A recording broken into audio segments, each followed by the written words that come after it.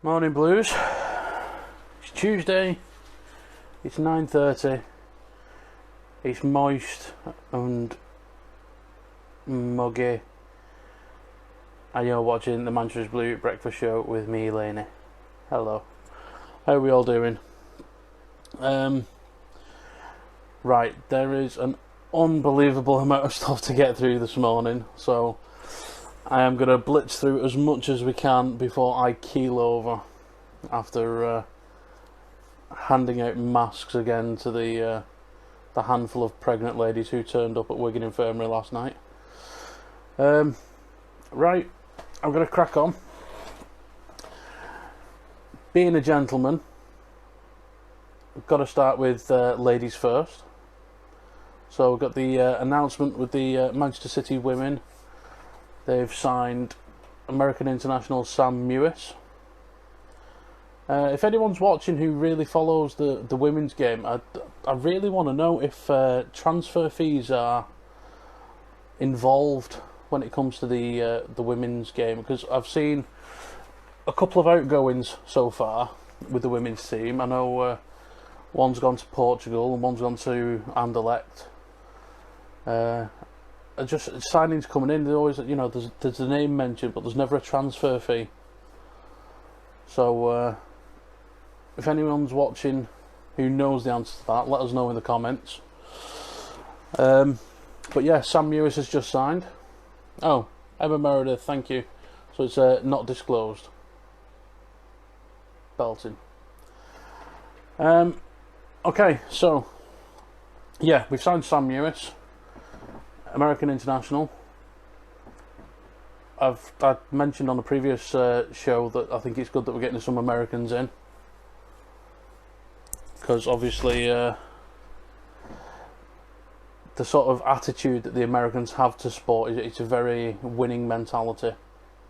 So fingers crossed, that rubs off with the women's team. She does seem like a decent player, attacking midfielder. She's played college level in America before, and then she's moved on to, I think she played for two clubs. It's a Western New York and a team in North Carolina. And I know between the two she played 100 games, scoring 25 goals. So a goal every 4 matches isn't too bad from a midfield point of view. So fingers crossed she comes in and does well for the ladies. And speaking of the women's team, they're reinstating the Women's Charity Shield. It's the first time since 2008, and that will be played this year between Chelsea's women and Man City's women.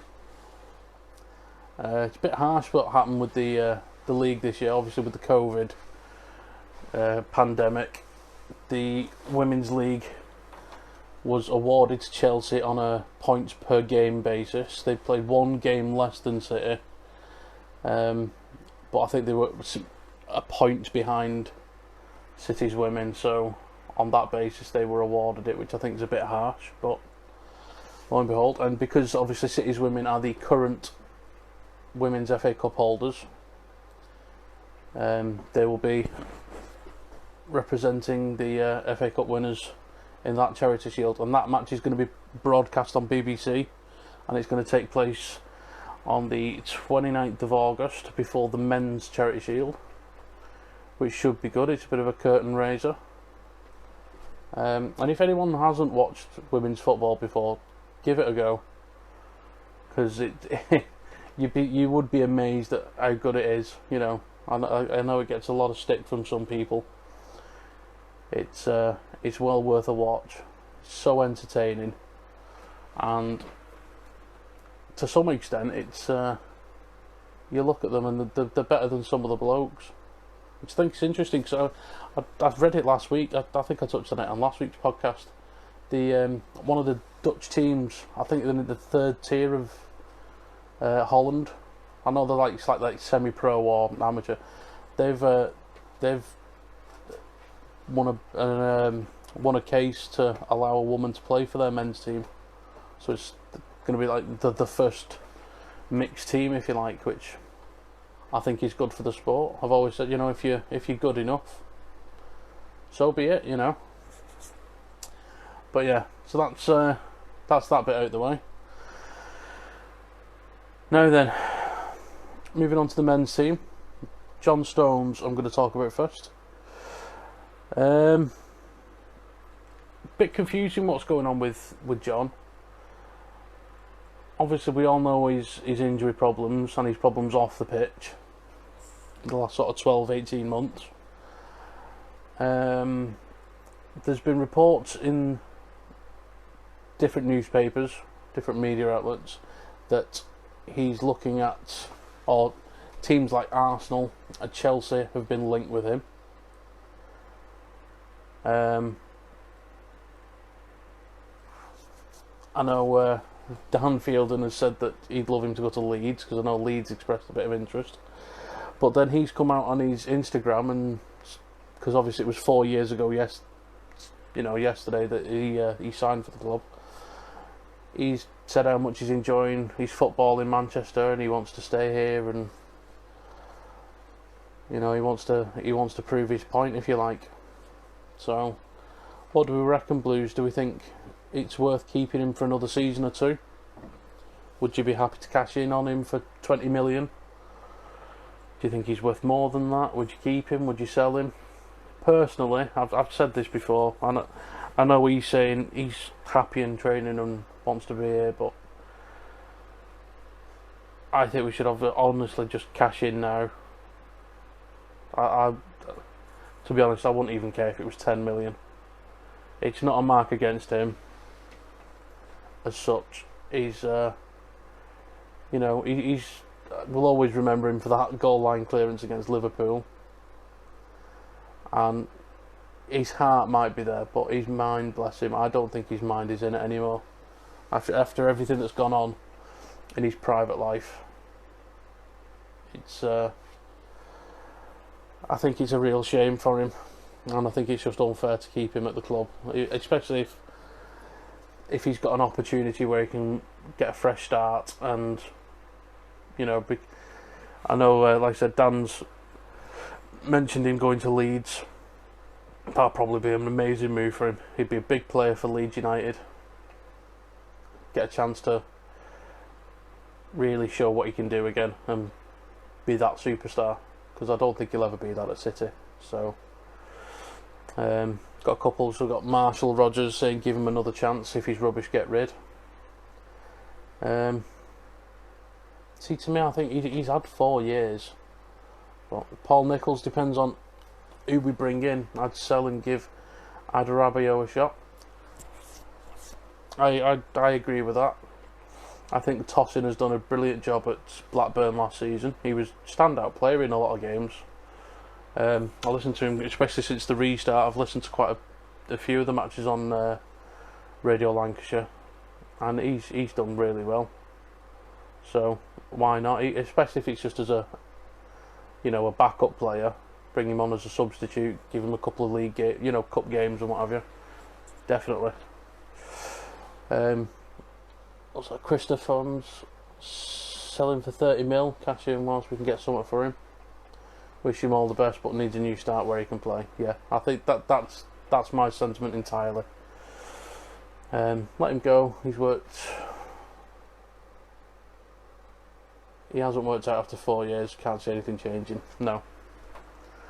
Could be a great player, but his mind is all mixed up. Fresh start would be good for him. Yeah, I think that's the overwhelming, for me personally anyway. It's not just about winning stuff. Sometimes you've got to think these are individuals, these are people. Let's give them a fresh start.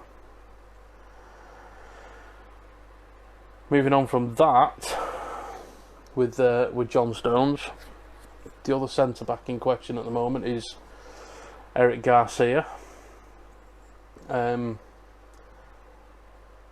I'm not even disappointed with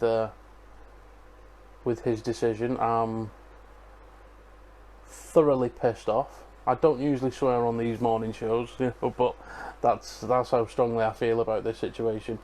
I think he's stabbed us in the back a little bit. I know Barcelona's his boyhood club. We all knew that.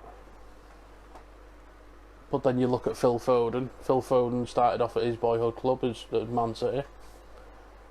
He chose to stay there and stick it out. Eric Garcia left Barcelona, and now that he's getting the chance to play football, he's become a starting player, or he had become a starting player alongside Laporte. He's learnt from some of the best. Obviously, he was here during the times of players like Company, and obviously learnt under Pep. Barcelona showed interest in him, and he didn't. I mean, if he really wanted to go to Barcelona because it was his boyhood club and he wanted to go back, surely he'd have said straight away. As soon as Barcelona come knocking, he'd have just said, "Look, City, thanks very much, but I've got to go where my heart is." But he didn't. So I wonder what's been going on, and I'm not happy. So. My opinion, I don't think we should sell him, because I think if we tried to sell him now, we'd get a minimal fee, and I think we'd get shafted for a player who could potentially become the next Gerard Piqué. So I'd keep him till the end of his contract and just not play him, and then see if Barcelona want him after 12 months of playing golf and arsing about, because I won't even have him in the reserves.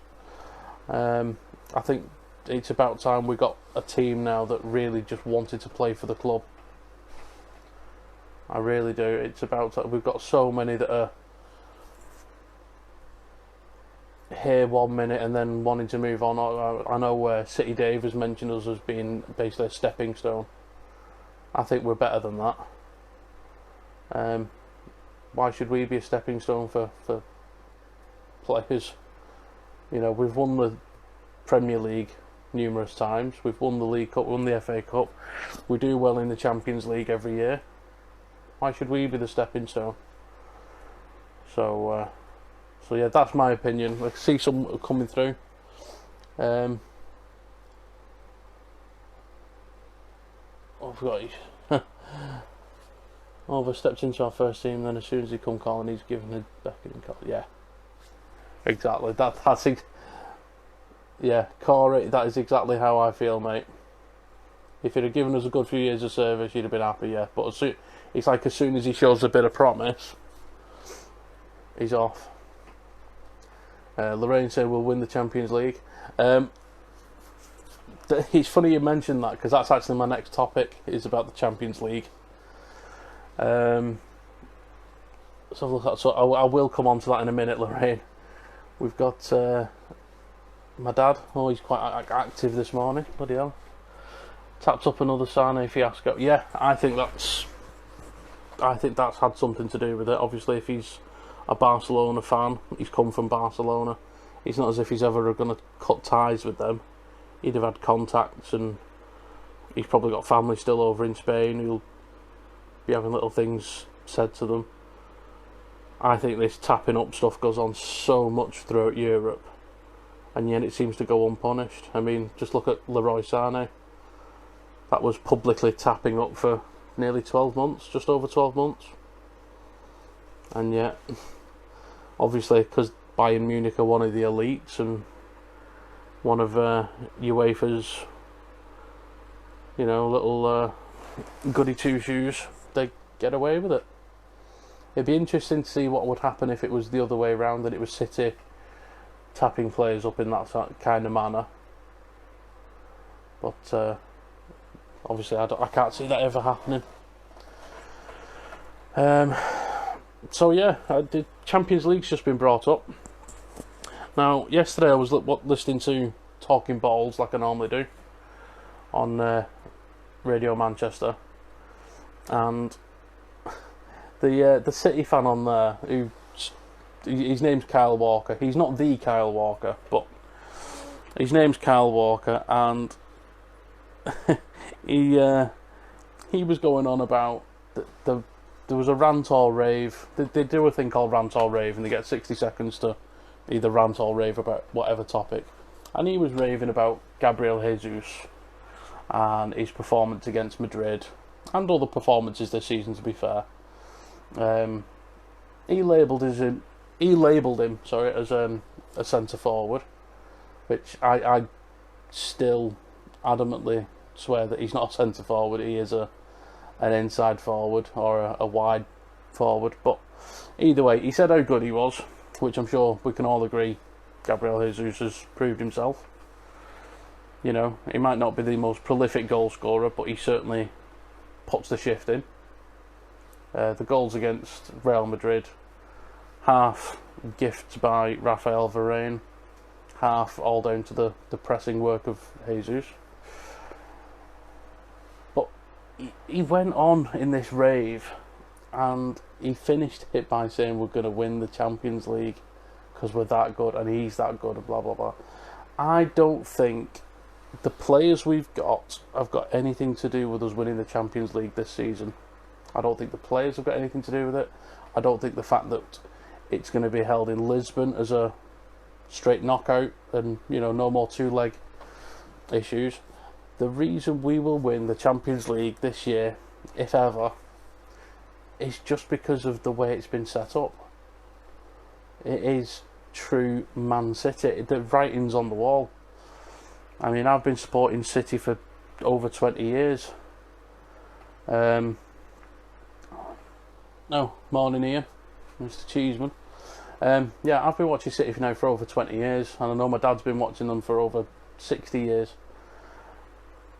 Every time City achieve something great, and it doesn't matter whether it's, you know, from the 99 playoff final to the 93-20 title win, every time we do something, we have to do it with the most amount of drama. We are the drama queens of football. We are the soap opera team of football. That's what City do. You know, 2-0 down against Gillingham, a team that had never been in the Division 1 at the time. You know, this little club from Kent were 2-0 up against the famous Manchester City with minutes to go, and we pull it back and win on penalties. The title win, it was, you know, United in pole position. They'd won their game. We were losing to a team that was as good as relegated, and we pulled it back. It was last minute stuff. It's all about the drama. And if you think about this year, I mean, we lost the title in, you know, in the fashion that we did, and then we've had the CAS, you know, and this UEFA ban over us most of the season that's been dragged through court. We've had the Sane thing going on. Just every one thing after another's been bad. And even after the CAS result, you know, even after the CAS result went in our favour, everyone's still slating us. And even the Real Madrid game, it wasn't about how good we played, it wasn't about how good our players performed on both occasions. It was about how bad they played, how much they missed Ramos, how much they're, you know, tired and still hungover from the league win. It's not. This year, everything is set up for us to just give the biggest, holiest of middle fingers to UEFA. So if we're gonna win the Champions League, it has to be this year. It's written. It's fate for us to win it this year. Even if we never win it again, I honestly think this year could be our year. It makes me sound like a Liverpool fan, but you know, it's going to be our year, as they would say. It's going to be our year. So yeah, I'm all for us. I think we're really going to do Liverpool. Really think we're going to do Liverpool next year. We're going to do Lyon in the Champions League. I'd like to see Bayern in the final. That'd be really good. A Bayern final would be excellent. Someone asking me if I remember QPR 2012. Who was that? Because that's upsetting. Lorraine. Thanks for bringing back some awful memories. For those of you who don't know, I used to have a season ticket in the South Stand, block 116. Absolutely loved it. Had many good memories, and the place where I was working at the time, Well, it doesn't even exist anymore. It was Lowton Civic Hall, been knocked down now from houses built. I was working for Lowton Civic Hall, which was council run when I started, and it came to our attention that they weren't paying holiday pay like they should have been. So we took them to a tribunal, and it just dragged on and on and on. And then they were bought out, and I was one of few members of staff who transferred across. So they then had to pay me, but they dragged the fee, and as a result, I didn't get the pay I was owed in time, and I lost my season ticket. So I lost my season ticket the year that we went and then won the league. So I only got a chance to go to one game that season as a result. I got to see the opening day game against Swansea. But yeah, I was gutted. Absolutely gutted. But hey ho, that's life, that's football for you. So look at some more comments. So City are always capable of palsing things up, but fingers crossed it will happen this year. Again, that's been our story again ever since I've been watching. But we always seem to do well against the big clubs. Usually speak, you know, we always seem to do well against the top teams. And I think the way we played against Real Madrid, we did it both times without Aguero. He was unused in Madrid, injured for this round. I know someone was asking if he's going to be fit for the quarterfinals. I haven't heard anything. I haven't seen anything. Personally, from the kind of limited medical knowledge I have, having worked in operating theatres, and you know, just from the pictures, seeing the rehab equipment he's got on his leg, the game ready sleeve and stuff, I can't see him being fit for the quarter-final. And I think if it was me in charge, even if he was up and about, I still wouldn't risk him for the quarter-final. Because, first of all, I would like to think we should be able to beat Lyon without needing him.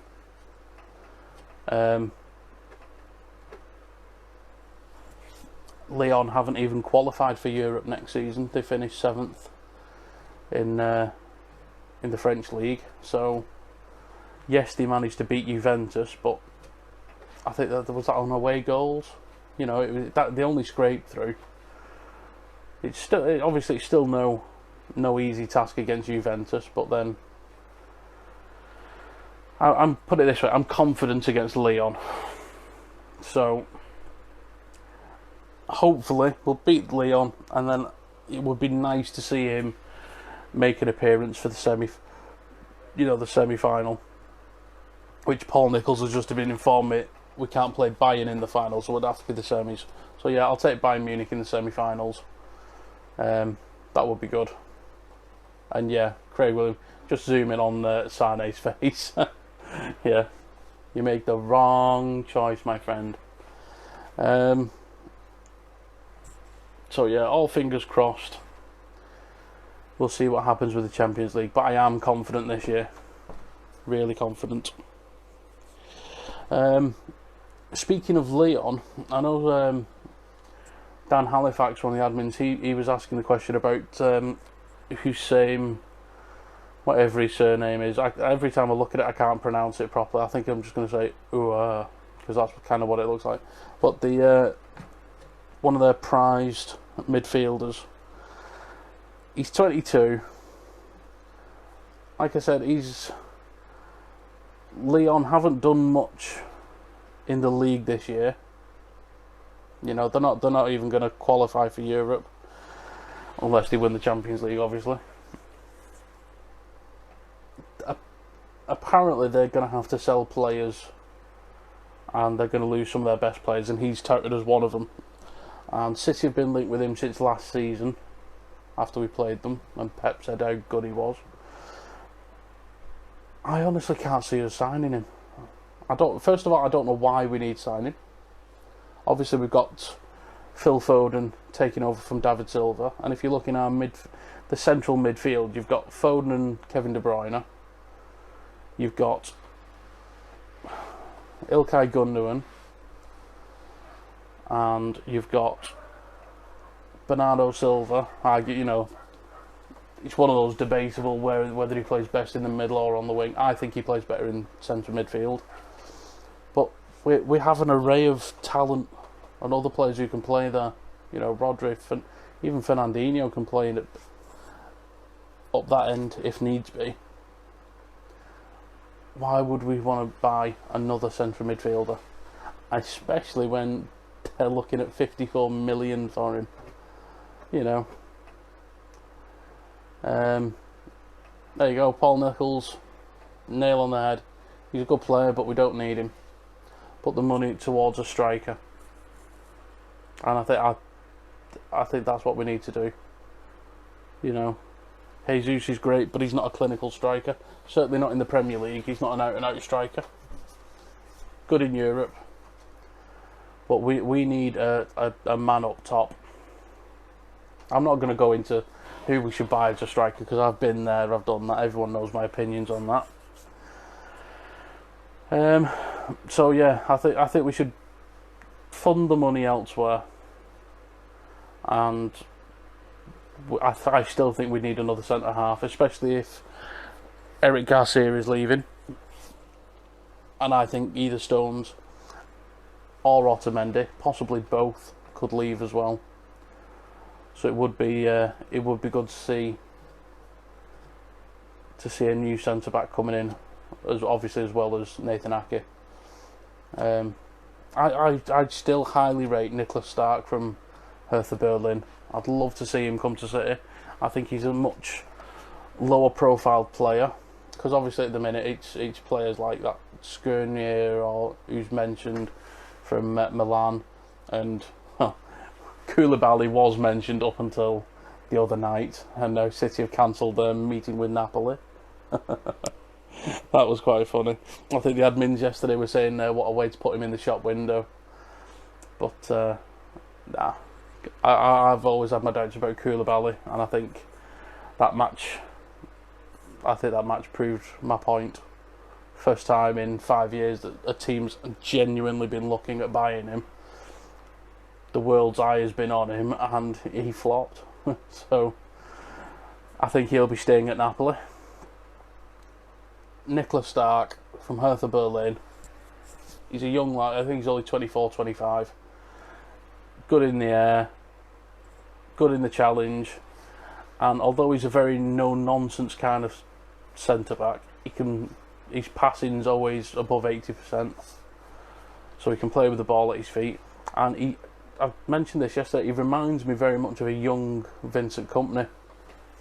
So he was defensive midfielder, he's dropped into centre-back, and I can see him being a really good quality. Similar to Laporte, just one of those players that no one's really heard of, no one really knows much about, to all of a sudden just turn up at City and, you know, spend a bit of time settling in and then being magical. So hopefully someone like that will come in, rather than spending a fortune on, like, again, players like Koulibaly or Upamecano. As good as they are, we don't want to be turning into United or Chelsea or Barca, where we just throw money at a player. So yeah, I've seen people asking me if I think we'll win the Premier League next season. I really think we will, and I honestly think next season we could break some barriers, break some records. In my heart, I genuinely, I don't know if anyone hasn't seen it. When we're finished here, go on the Manchester's Blue page and scroll down, and you'll see the comments made by Pep the other day. And reading through it, just the vibes I get from it, it was very much almost like he was just. It was the start of the end, the beginning of the end kind of speech. Very much it's now or never kind of thing. I honestly can't see Pep staying past his contract. So I think next year, especially with the signings like Torres, hopefully Nathan Aki will come, prove his worth. Foden stepping into the starting 11 on a more permanent basis. I can really see us cleaning house next season. I think we could win all 4 trophies in domestically. And I think if we do well enough in the Champions League, I think if we can get to the final this season, I don't think it would matter if we win or lose the final. I think if we got to the final of the Champions League this year and we lost, that I think would give us the drive to go on and do it next season. Pep's last season, it's his last chance. I think they'd really dig deep, and I think they would really mop the floor with some teams. But equally, I think if we went and won it this year, I think that would be the boost, the kind of inspiration, if you like, to win it again. I've got Krista and Adam asking me now who I would have after Pep. For me, it's between 2. And in true sort of Man City fan style, it's very much a head over heart kind of thing. My head and logic would say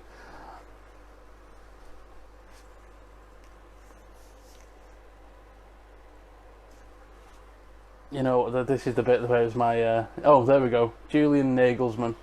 I nearly forgot his name then because I've been up all night, but yeah, Nagelsmann, Julian Nagelsmann. I think the work he does with the young players, the work he's done at Leipzig, I think that's superb. I want a manager who has been there and done it without the money, been there and done it, from a team that isn't expected to be up there. He's taken Leipzig, and Leipzig have asked some serious questions of the Bundesliga. Yes, they've had a bit of money with obviously the funding from Red Bull, but he did the job before that as well. So I think he would be a perfect, logical manager as a successor for Pep. On the other hand, my heart really does say I want Rosler, Uwe Rosler. I know he did a decent job at Wigan and at Brentford. I know they were lower league clubs. Basically no money whatsoever. I have it on good authority from people who I live near Wigan. I know a lot of Wigan fans, people who know people behind the scenes there. He lost his job at Wigan because he worked the players too hard during pre-season, and they kind of half rebelled against him after a couple got injured. I think that's where the whole thing of him being a bit of a bully started, but I think personally I get the impression that that's more of their lower league, and I think his expectations may have been a bit too high. So yeah, I'd love to see Rosler take the reins at City. I know Toby Lee's asking me about Pochettino. Personally, I don't really rate him. I mean, you look at Tottenham, and Tottenham were kind of getting there anyway under Redknapp. They weren't miles away. They had some good players. He came in, and all he's done at Tottenham is get them to a Champions League final, which they lost quite badly to Liverpool. I mean, it was a crap game, and they lost to Liverpool. But I honestly don't reckon much of him, to be honest. So yeah, no, I wouldn't be.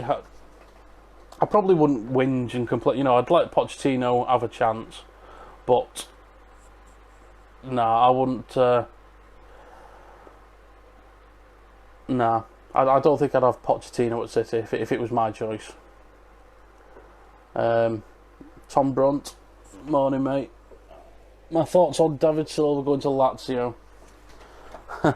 I've seen a lot of fans who are saying, "Oh, he's earned the right to do what he wants and go where he wants." Blah blah. You know, he's giving us service, and quite a few of them have also said he's got the right to go wherever he wants, provided it's not the Premier League.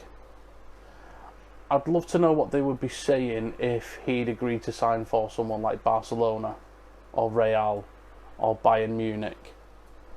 You know, one of the clubs that's had it in.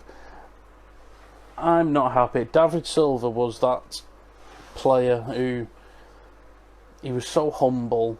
I mean, he's absolutely professional on and off the pitch, and I don't think any City fan can thank him enough for what he's done. He's up there among the best midfielders we've ever had. You know, I'm not going to say he is the best because times change. You know, likes of Colin Bell. You know, before my time, but we all know how good he was. King Clancy, he was something totally different. You listen to what Keith Curle has said about him in the past. You know, he's right up there. David Silva, he always said his intention was to go to Las Palmas. You know, it's his boyhood club, it's where he started. He kind of wanted to do what a lot of South Americans do. You know, Tevez did it. He went back to Argentina to finish his career over there. He's still playing, bless him. And I know Aguero said he wants to do that as well. Is Silva going to Italy for a couple of seasons and then going to go to Las Palmas? I don't know. I mean, yeah, he'll do the job in Italy. I think he'll be perfect for the football. You know, he don't have to run as much do you over in Italy, and he's not going to get the fouls that he gets in the Premier League, so I think it'll suit him. But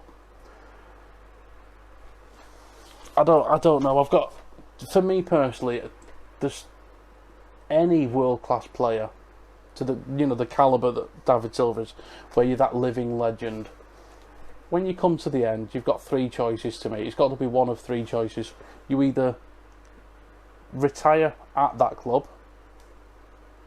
You know, you stay there and you bow out with that club.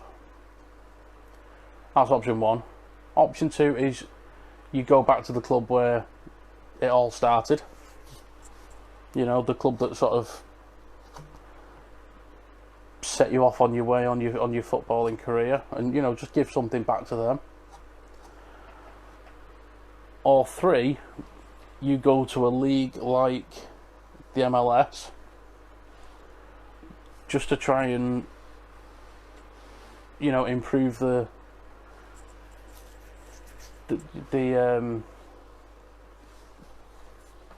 fan base of the sport, as it were, in a country where it's not as popular. I'm not going to say go to China or Dubai or India, because all they're doing is buying players. They're just throwing a massive amount of wages at players. That personally for me is where he should go. I think if he thinks he's got enough to keep going for a few more years, keep him at the club, keep him at City.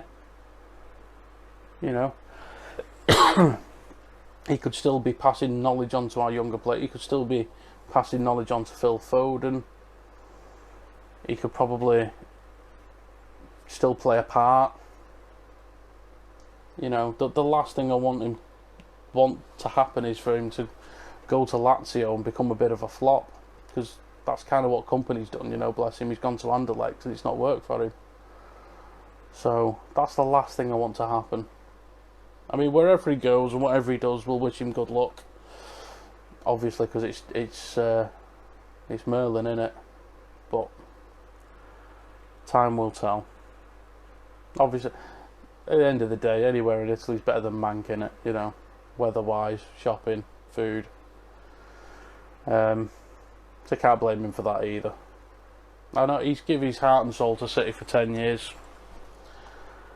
Let's just hope he doesn't sell himself out before the end. I can't see him do, you know, hopefully he won't do, but we'll see what happens. J Barber, quick one on the thoughts on the Real Madrid game. I thought they played well, they pressed well. I think we were kind of gifted the 2 goals. Their goal was clinically perfect. You know, it's inch perfect pass, and Benzema, but again, clinical finishing. Another day it could have been a different result, but in the end I think the best team won. Certainly over the 2 legs, the best team won, in my opinion. Oh, we've got Chris. So Chris is from Norway. Coached over here in Norway. He's a crazy German. He ran Lillestrøm players into the ground. Injuries over injuries. I don't know about him. Yeah, that's kind of what I got from the Wigan side of things. He took over mid-season, and they did really well. And then it was the pre-season training that he just ran him into the ground. And I don't think players at that level can handle what he expects, personally. But I think at City, probably the players would rise to that challenge. Malusi, if I was Man City owner, I was going to keep Pep as manager till 2030. I believe Pep loves City like no man's business. Losing Champions League. No, losing Champions League doesn't make him a failure. But I can't see Pep wanting to stay that long. Like I said, I honestly can't see Pep extending his contract. But again, time will tell with that one, mate. Pochettino wants to prove himself and he win silverware. Yeah. Who would bring back ex-Manchester City manager?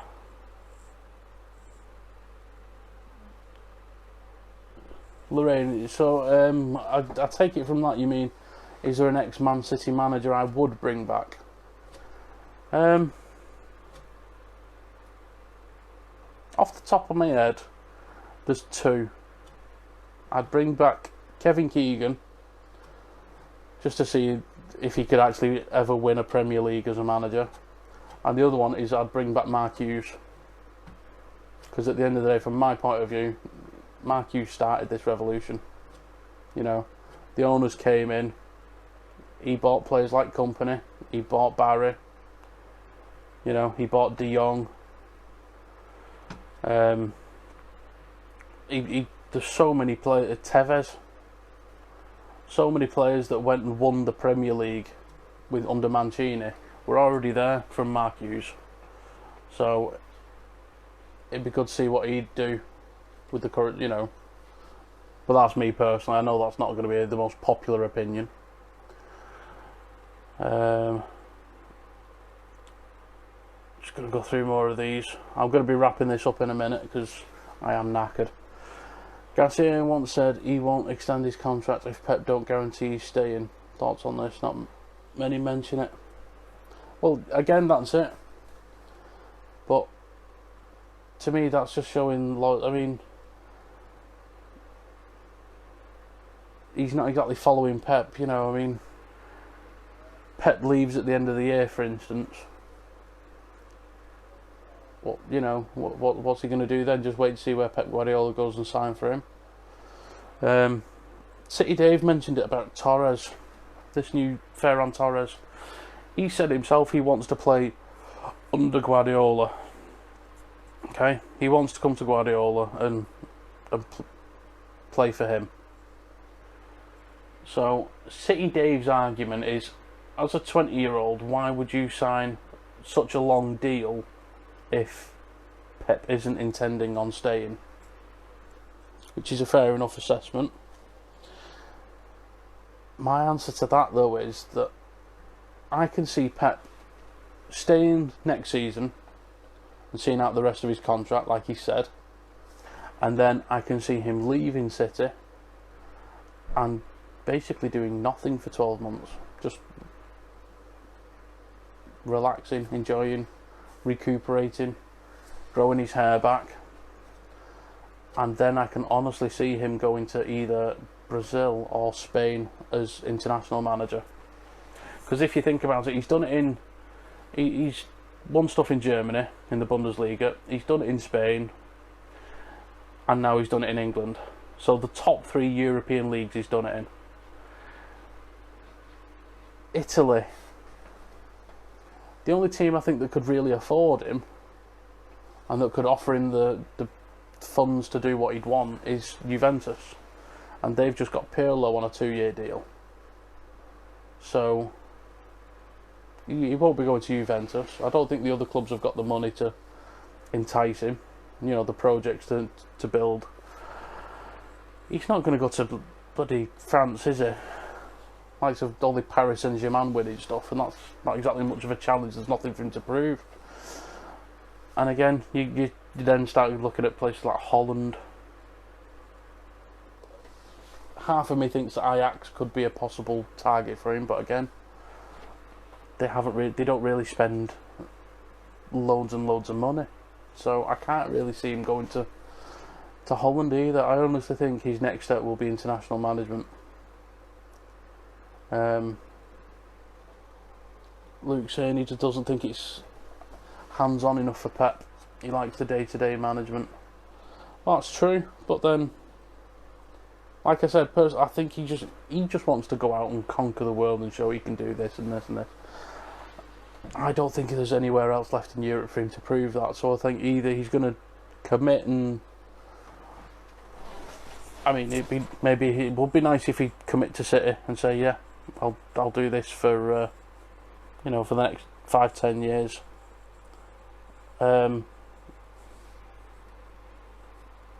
I just can't see it happening.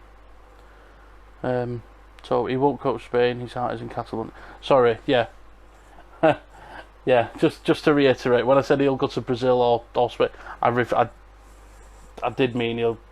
Oh, because I know Catalan, that region, they want to have their own international team, which I can see it happening. I mean, Gibraltar's got a team. Why can't Catalonia have their own team? It's a recognised region. You know, why not let them do it?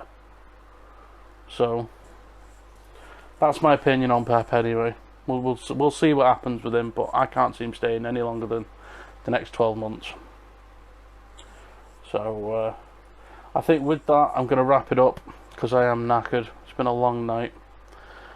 Before I do go, however, anyone who hasn't yet cast their votes, please go to the Manchester is Blue Facebook page. It's a pinned post, so it'll be right as soon as you start scrolling. The first post you will see is the one with regards to the end of season awards show. We're going to be doing it live tomorrow night. It's going to be a nice long show, so grab yourself a nice beer or something, or a cider, bottle of wine if you're posh like Tom Brunt. Get yourself a drink, get yourself some Twiglets or pork crackling or whatever your guilty pleasure is, and tune in because we're going to be doing the awards tomorrow night, and we want your votes. There is a list of awards that we're doing. It's things like player of the season, player of the year. I think there was a young player of the year, villain, goal of the season. I do stress with goal of the season as well, don't go for the obvious, the one that we kind of expect to happen. Have a good think about goal of the season, because there were so many cracking goals, and I don't want people to just limit to the men's team either. The women have done just as well this season. I think my goal of the season, personally from Man City's point of view, is Caroline Weir against United. Anyone who remembers that goal, Manchester derby. I think it was the first one in the top flight for the Women's League, and what a goal it was! 1-0 in front of the Etihad. Absolute belting goal. If you haven't seen it already, get on YouTube and watch it. Caroline Weir against United, cracking goal. But yeah, get voting. Let us know your comments. Thanks very much for tuning in and listening to my drivel for however long it's been this morning, as I'm kind of half dozy and the caffeine from the energy drinks is wearing off. I'll be back next week to talk even more crap and assess what's going on this week in football. looking more to the future. And I hope you tune in then. Alright, take care guys, stay safe, and as we always say, City till I die. See you later guys.